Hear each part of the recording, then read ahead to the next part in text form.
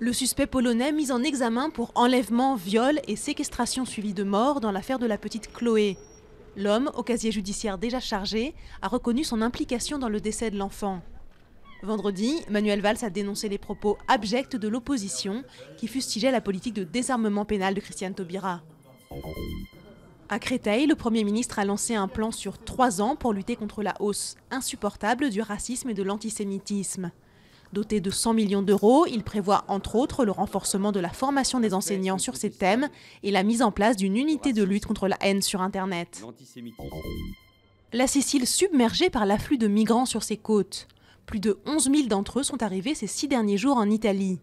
Le chaos qui s'installe en Libye, mais aussi les bonnes conditions de traversée en Méditerranée ces derniers jours, seraient à l'origine de cette augmentation. Le week-end dernier, environ 400 migrants ont disparu dans le naufrage d'une embarcation de fortune. Nouvelle violence contre les étrangers à Johannesburg. L'Afrique du Sud est secouée depuis 3 semaines par des attaques xénophobes, visant surtout des demandeurs d'asile originaires du Mozambique, du Malawi et du Zimbabwe. Les étrangers font office de bouc émissaire dans ce pays où le fossé entre riches et pauvres est très important.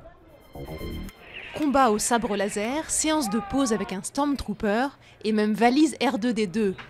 Bienvenue à la convention dédiée à Star Wars près de Los Angeles. Les fans de la saga culte s'y retrouvent pendant 4 jours. Ils ont pu découvrir une mini bande-annonce d'épisode 7, Le Réveil de la Force, dont l'intrigue se déroule 30 ans après la fin du Retour du Jedi.